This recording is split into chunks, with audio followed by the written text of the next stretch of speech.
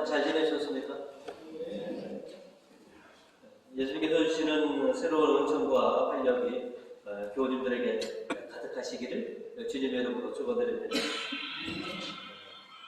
예수님의 부활을 체험한 제자들과 교인들은 부활로 새로운 비전을 가지게 되었고 그리스도인답게 살아가는 삶을 만방에 이렇게 드러나게 되었습니다. 그리고 우리들도 예수님의 부활을 체험한 신자답게 우리 각자의 삶을 쇄신하면서 그리스도를 닮아가고 있습니다. 그래서 오늘은 새 비전과 계명으로 쇄신하라라고 하는 제목으로 은혜를 나누고자 합니다. 오늘 성경은 저희들에게 새 비전으로 쇄신하라라고 요청하고 있습니다. 예수님의 부활을 체험한 제자들은 이전과는 전혀 다른 변화된 신앙으로 그들의 삶을 바꿨습니다. 또 주님께서는 새로운 희망을 그들에게 열어주셔서 그들의 그 좁은 세계관을 온 만방을 바라볼 수 있는 그런 세계관으로 바꿔주셨던 것이죠. 오늘 묵시록 1절의 말씀은 우리에게 이렇게 전하고 있습니다. 그 뒤 나는 새 하늘과 새 땅을 보았습니다. 이전의 하늘과 이전의 땅은 사라지고 바다도 없어졌습니다. 이어서 9절로 그때 옥제에 앉으신 분이 보아라 내가 모든 것을 새롭게 만든다라고 하셨습니다. 라고 요한 사도는 우리에게 말씀을 전해주고 있습니다. 예루살렘 또 이스라엘이라고 하는 이런 제한된 세계를 뛰어넘어서 온 만방으로 향하는 제자들이 되도록 그렇게 주님은 새로운 비전을 제자들과 교인들에게 그렇게 보여주신 것이죠. 그리고 그 새로운 비전을 품고 너의 삶이 변하라, 쇄신되어 라고 그렇게 요청하고 있는 것이죠. 그래서 전에는 같은 동포인 유다인들만 찾아서 복음을 전했던 그런 사도들과 신자들이 이제는 모든 이방인들에게 그리스도의 복음을 전하고 또 예수님을 섬기는 그런 은혜들을 입도록 그렇게 바뀌게 된 것입니다. 그 결과를 오늘 일독서 1절은 우리에게 이렇게 전하고 있습니다. 사도들과 유다에 있던 신도들은 이방인들도 하나님의 말씀을 받아들였다는 소식을 들었다라고 이렇게 말합니다. 그리고 부활하신 예수님께서는 수제자인 베드로에게 새로운 비전을 주셨고 그가 놀라운 경험을 통해서 그의 복음 선포의 놀라운 쇄신을 이제 도모하게 합니다. 성령과 예수님께서는 베드로를 이방인이었던 고르넬리오에게 인도하십니다. 그리고 거기서 베드로는 성령의 놀라운 경험을 하게 되고 자신들의 그 아니라는 그런 생각들, 그 좁은 식견들을 이제 확 무너뜨리는 그런 계기가 됩니다. 그 사건을 경험하고 예루살렘 교회로 와서 15절과 17절로 이렇게 보고를 합니다. 내가 말을 시작하자 성령이 처음에 우리에게 내려오셨던 것 같이 그들 위에도 내려오셨습니다. 그리고 이와 같이 하나님께서는 저 예수 그리스도를 믿은 우리에게 주신 것과 같은 선물을 그들에게도 주셨는데 내가 누구이기에 감히 그 하시는 일을 막을 수 있었겠습니까? 우리 선택받은 유대인들만이 그렇게 성령의 은총을 받는 것이 결코 아니었습니다. 우리가 그렇게 하찮게 여겼던 그 이방인들도 하나님께서, 주님께서 그들을 택해 주셨습니다. 이렇게 예수님과 성령의 안배 인도로 이제 초대 교회는 그들이 갇혀있던 그 작은 울타리를 넘어서 온 만방의 복음을 선포할 수 있는 놀라운 계기가 되었던 것이죠. 그래서 이렇게 이방인들이 복음을 받아들이는 이 놀라운 사건으로 인해서 교회는 이제 완전히 바뀌게 된 것이죠. 그 결과로 실은 우리가 지금 주님의 제자로서 주님을 섬기고 있게 된 계기가 바로 복음에 있었던 것입니다. 초대교회에 주님은 새로운 비전을 주시고 그들에게 변화된 그런 신앙관을 갖게 해주신 것이죠. 지난 사순절에 여러분은 부활이라고 하는 큰 희망을 품어오셨고 결국 기쁨의 부활을 여러분이 맞이하셨습니다. 이제는 부활 우주제를 저희가 이제 접어들고 있는데 부활을 맞이한 지금 우리는 어떤 새로운 희망과 비전을 지금 갖고 있느냐라고 한번 묻습니다.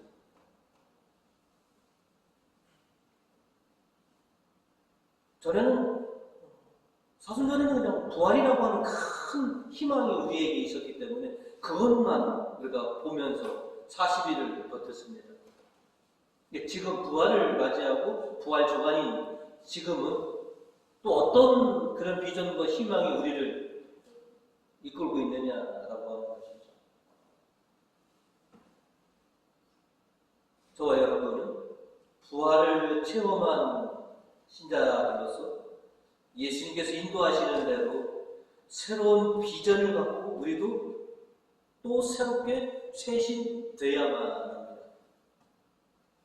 초대교인들이 예루살렘과 유다에 한정된 그 세계관에서 확 열린 것처럼 우리 교회도 우리 각자의 신앙도 주님께서 주시는 새로운 비전으로 우리가 쇄신되어야만 하는 것이죠. 우리 지금 우리끼리 재밌게 지금 신앙생활 해오고는 있습니다. 하지만 우리끼리 재미있게 신앙생활로 계속해서 언제까지 갈 수는 없다고 하는 것이죠. 우리끼리도 좀 재미있고 좋은 신앙생활을 하고 있지만 제자들에게 그 한계를 넓혀주신 성령의 은총처럼 우리도 우리 비전을 더 크고 넓게 우리가 가지고 있어야 된다라고 하는 것을 오늘 다시 우리에게 경각심을 불러주고 계시는 것이죠. 지금껏 나름 잘 신앙생활을 해오셨습니다. 그러나 여기서 결코 우리가 안주하지는 않는다는 것이죠. 이게 다가 아니다. 우리의 신앙에 이것이 전부가 아니다라고 하는 것이죠. 우리에게 더 넓고 더 큰 비전이 있습니다. 희망이 그거를 바라보고 그거를 위해서 쇄신해라 라고 하는 요청인 것이죠. 그러면 주님이 바라시는 대로 주님께서 인도하시는 대로 너희가 더 크고 더 큰 또 엄청난 그런 기쁨과 결실들을 너희가 언젠가는 보게 될 것이다 하는 것이죠. 항상 지금에 만족하지 말고 안주하지 말아라. 더 큰 비전을 가져라.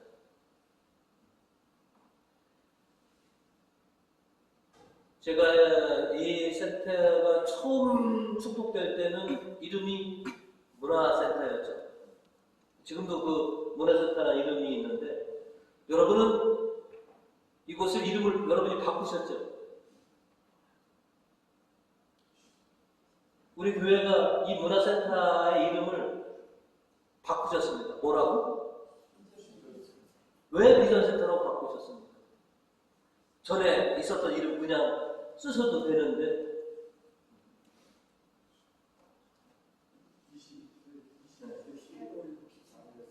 분명히 여러분이 갖고 있는 큰 비전을 보면서 그 비전의 건물 속에서 하고자 하는 여러분의 의지요, 여러분의 바람이 있기 때문에 그렇게 바꾸신 줄 믿습니다.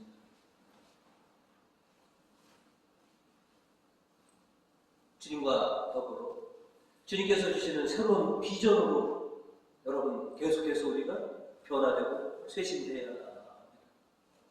우리를 어느 정도까지 높이 들어 올리실지는 주님만이 압니다. 그리고 우리가 주님의 인도하심에 따라 기꺼이 따르기만 한다면 우리가 그동안 경험할 수 없었던 그런 경지들을 우리가 체험할 수 있을 거라는 것이죠. 여러분들 한 번 정도는 뭐 책을 다 보셨을 거라고 생각되는데 야베스의 기도라고 하는 기도도 있고 짧은 기도인데 그거를 이제 책으로도 나왔죠. 역대기상 4장 10절에 야베스가 이렇게 기도합니다. 야베스는 이스라엘 하나님께 이렇게 기도합니다. 부디 저에게 복을 내리시어 제 영토를 넓혀 주시고 손수 애군을 막아 어려운 일 당하지 않도록 도와주십시오. 하나님께서 그가 구한 것을 이루어 주셨다 라고 성경은 저에게 기록되어 있습니다. 그래서 수많은 사람들이 더 넓은 지경을 삼아야 지금에 만족하지 말고 더 높은 것, 더 크고 더 넓은 것을 주님께 사모하여라. 그것이 주님께서 바라시는 그런 비전입니다.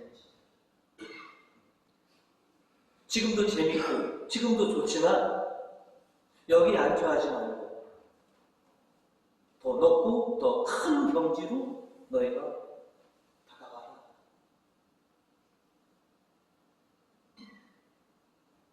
야베스가 자신이 가지고 있는 것에 만족하였다면 이런 기도를 바치지 못했을 것이고 그런 체험을 하지 못했을 겁니다. 지금보다 더 높고 더 큰 지경을 그가 꿈꾸었기에 그는 하나님께 이렇게 기도하였고 하나님은 그의 희망대로 성취시켜 주셨다는 것이죠. 이제 주님은 우리에게 요청하십니다. 내가 너희에게 새로운 비전을 열어주십니다. 지금에 만족하지 말고 지금에 안지하지 말고 당신께서 이끄시는 더 크고 더 높은 지경으로 나오라고 선택하고 계십니다.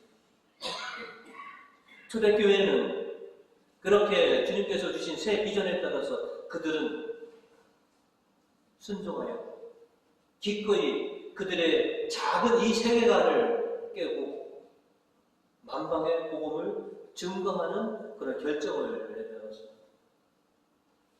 이제 주님은 우리에게 요청하십니다. 내가 새 하늘과 새 땅을 너희에게 보여주었습니다. 이것을 차지하기 위해서 변화하고 쇄신하라. 그러면 주님께서 보여주신 그것들이 바로 너희의 차지가 될 것이다 라고 이렇게 말씀하고 계십니다. 여러분들 주님과 더불어 또 주님께서 보여주시는 이 비전을 가지시고 그 비전을 이루시기 위해서 변화되시는 우리 교우님들 되시기를 주님의 이름으로 축원드립니다. 오늘 성경은 저희에게 두 번째로 새 계명으로 쇄신하라라고 요청하고 있습니다. 예수님께서 제자들에게 오늘 내가 너에게 새 계명을 주겠다 라고 이렇게 말씀하십니다. 복음 34절로 나는 너희에게 새 계명을 주겠다. 서로 사랑하여라. 내가 너희를 사랑하는 것처럼 너희도 서로 사랑하여라 라고 이렇게 요청하고 계십니다. 그런데 서로 사랑하여라 라고 하는 말이 왜 새 계명이라고 하시는 건지 하나님께서 이스라엘 백성들을 당신의 선택한 민족으로 세우실 때 그들에게 계명을 주셨는데 그 중에서 가장 큰 계명은 하나님을 사랑하라는 거고 그에 못지않게 작은 계명이 사랑하라는 계명인데 아주 옛적부터 사랑이라는 계명을 주셨는데 왜 예수님은 제자들에게 내가 새로운 계명을 주겠다. 서로 사랑하라 라고 이렇게 하신 것이냐라고 하는 것이죠. 불과 얼마 전만 하더라도 바리새파 사람이 찾아와서 예수님에게 율법에 어느 것이 가장 큰 계명인가 라고 물어봤을 때 하나님을 사랑하는 것이 첫째 계명이요 이웃을 내 몸같이 사랑하는 것이 둘째 계명인데 이 둘째 계명이 첫째 계명 못지않게 중요하다. 이렇게 분명히 전하고 사랑이라고 하는 것을 분명히 밝혀주셨는데 왜 굳이 지금 서로 사랑하라고 하는 것을 내가 다시 새 계명으로 주겠다라고 하셨느냐라는 것이죠.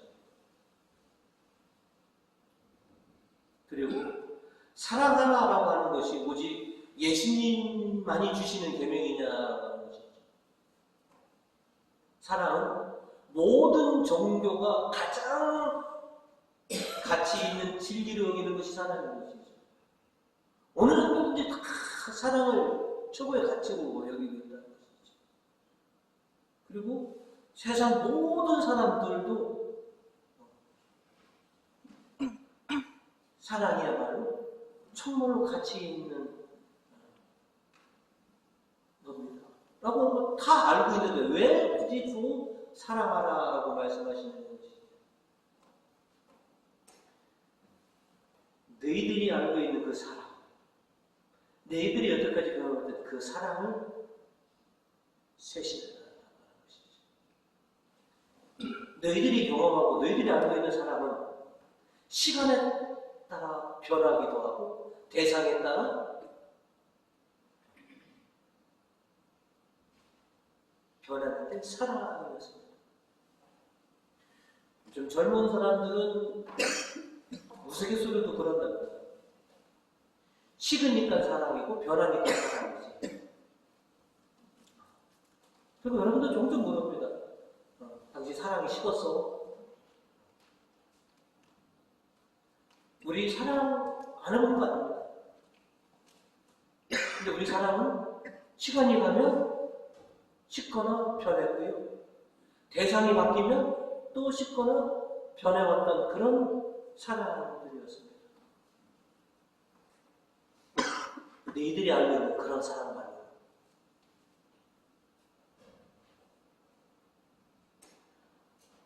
내가 너희를 사랑한 것처럼 아무리 시간이 가더라도 항상 한결같은 그 사랑으로 너희는 쇄신되어야 한다는 것이죠. 그래서 내가 너희에게 새 계명을 주겠다라고 하신 것이죠. 너희들이 지금까지 경험한 사랑, 지금까지 알고 있는 그런 사랑이 아니라 내가 너희에게 보여주었던 그 사랑, 이 사랑이 내가 너희에게 주는 새로운 계명이다라고 하는 것이죠. 예수님은 시간이 흐른다고 해서 당신의 사랑이 변한 적이 없습니다. 바뀌신 적이 없습니다.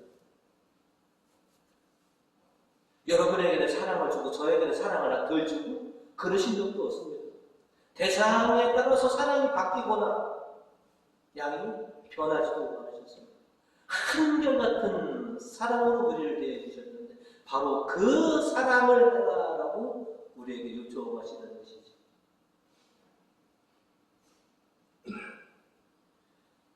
우리의 사랑은 주님의 사랑으로 쇄신되어야 합니다. 우리가 여태까지 해왔던 사랑은 예수님 같은 사랑으로 변화되어야 한다는 것이죠.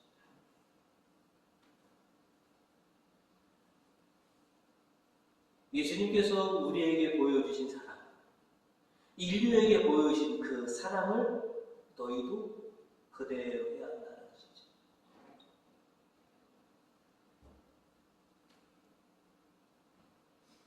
요한사도는 요한일서 2장 7절과 8절로 우리들에게 이렇게 말씀을 전합니다.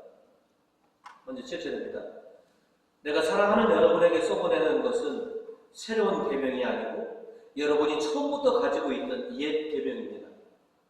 그 옛 계명은 여러분이 줄곧 들어온 그 말씀입니다. 8절입니다. 그러나 내가 여러분에게 써보내는 것은 사실은 새 계명입니다. 어둠이 지나가고 참 빛이 이미 비추고 있기 때문입니다. 그 계명이 참되다는 것은 그리스도에게서 나타났고 또 그들의 경험으로 알 수 있습니다.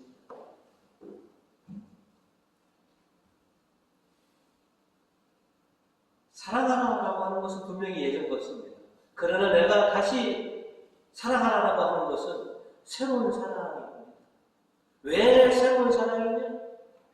그거는 예수 그리스도가 보여주신 그런 사랑이기 때문에 그렇습니다. 그래서 우리가 알고 있었던 전의 사랑과 예수님께서 우리에게 알려주신 사랑은 분명히 다릅니다. 이것이 요한 사도가 우리에게 전해주는 것이죠. 서로 사랑하여라. 예수님이 우리에게 보여주신 그 사랑을, 그 사랑은 시간이 흘러가도 대상이 바뀌어도 변하지 않는 그런 한결같은 사랑으로 우리의 사랑이 쇄신되어야 된다고 하는 것이죠.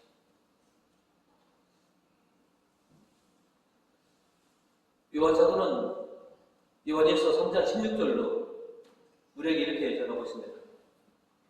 그리스도께서는 우리를 위해서 당신의 목숨을 내놓으셨습니다. 이것으로 우리가 사랑이 무엇인지를 알게 되었습니다. 그러므로 우리도 형제들을 위해서 우리의 목숨을 내놓아야 합니다. 이게 예수님께서 우리에게 보여주신 사랑입니다. 벗을 위해서 자신의 목숨을 내놓는 그런 사랑을 서로에게 보여달라고 하는 것이죠.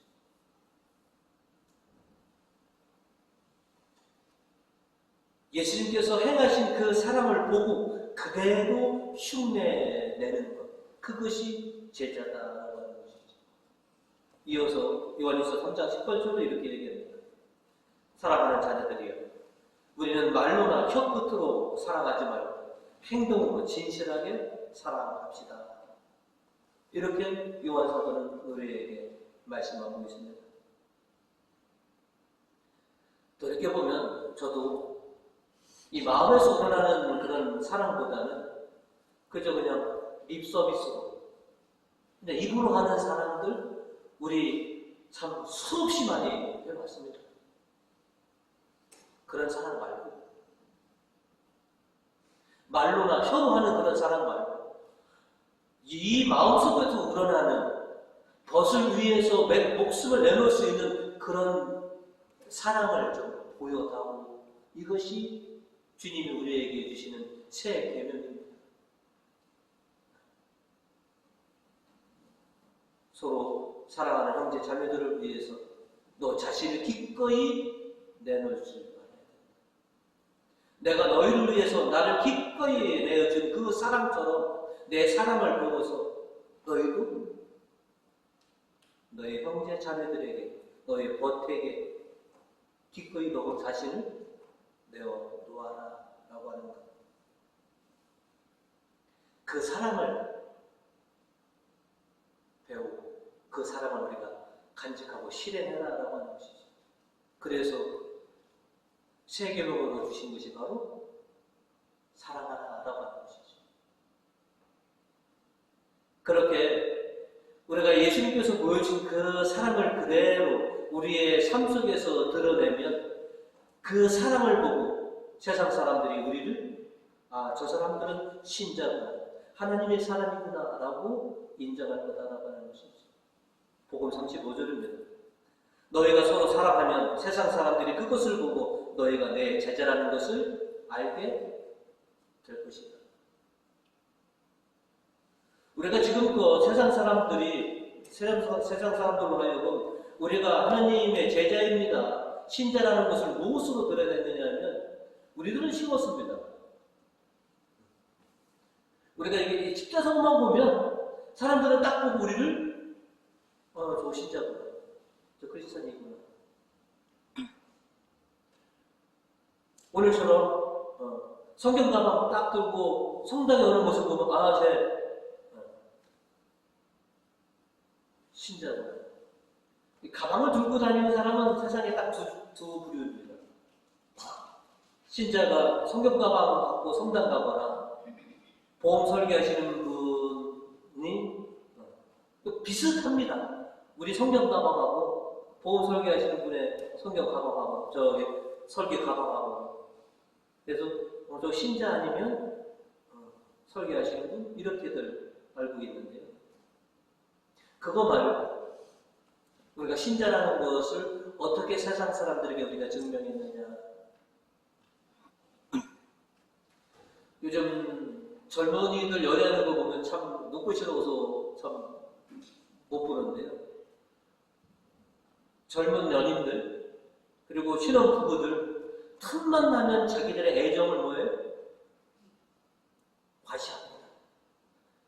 길 갈 때도 기냥 안 가고 뭐예요? 오녀에도 뭐예요? 손에 땀띠 나도록 손가락 깍 끼고 이렇게 갑니다. 뻔알듯이 갑니다. 우리는 사랑하는 사이입니다. 시도 때도 없이 가서 뭐냐면 여기저기 뭐예요? 서로 껴안고 뽀뽀합니다. 자기들이 사랑하는 사이라는 걸 그렇게 과시합니다. 그래서 좀 눈꽃이었지만 때로는 뭐냐면 우리 때는 저렇게 못했는데 사람들에게 우리가 사랑하는 사이라고 하는 것을 저렇게 드러내는구나. 우리는 무엇으로 우리의 신자됨을 세상하게 그렇게 과시합니다. 옛날 유대인처럼 길거리 한가운데 서갖고 하늘을 향해 그렇게 우리 기도하지도 않는데 무엇으로 우리가 신자라고 하는 것을 세상에 드러낼 수 있느냐? 우리가 사랑하는 것이 형제자매를 사랑하는 것이 그것을 보면 세상 모든 사람들이 너희를 내 제자라고 알 것이다 라고 했습니다. 우리 사랑을 기꺼이 우리가 나누는 사랑을 좀 과시하고 드러낼 줄 알아야 된다는 것이죠. 근데 우리 교우님들은 너무 착하셔가지고 왜냐면 그러거든요. 주님 전에 주님께서 오른손이 하는 일을 왼손이 모르게 했는데 우리가 누군가를 사랑하는 것을 우리도 은밀하게 하는 우리도 참 드러내고 못합니다. 아니요, 이런 거는 드러내놓고 하라고 주님이 요청하시는 거예요. 선행은 남모르게 하되 너희가 누군가를 위해서 사랑하는 것은 기꺼이 표진하도록 드러나도록 그렇게 해봐라. 그 사랑을 보고 세상 사람들이 참 부럽다. 저렇게 사랑을 나누는 사람들. 참 저 교회는 부럽다. 가면 참 화기애애하고 정말도 좀 웃음꽃이 꽃피는 그런 교회들 다 부러워할 거다라고 하는 것이죠. 주님이 원하시는 사랑은 바로 그런 사랑입니다. 새롭게 주신 새 계명은 바로 그런 사랑을 완성해라라고 하는 것이죠.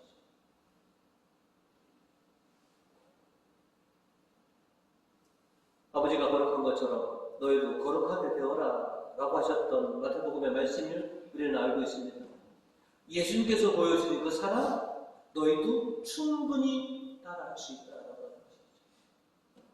내가 보여준 그 사랑 이제 너희의 사랑으로 고이 간직하고 그리고 그 사랑을 좀 드러내거라. 그래서 당신의 제자라는 것을 좀 온 만방에 알려서 많은 이들로 하여금 그런 사랑을 좀 경험해 보았으면 하는 그런 부러움들을 좀 살게 해라라고 하는 것이죠. 이것이 우리가 오늘 행해야 할 일들이다 하는 것이죠. 지금에 안주하지 말고 새로운 비전을 가져라. 주님께 주신 이 새 계명을 가지고 변화된 그런 신앙생활을 해내라 라고 오늘 요청하고 있습니다. 그 누구가 아닌 바로 옆에 계신 우리 서로를 위해서 그렇게 사랑이 차고 넘치시다 보면 교회 밖으로 흘러나가시는 겁니다. 그래서 온 만방에 그리스도의 사랑을 몸소 그렇게 보여주시는 우리 교우님들 되시기를 주님의 이름으로 축원드립니다.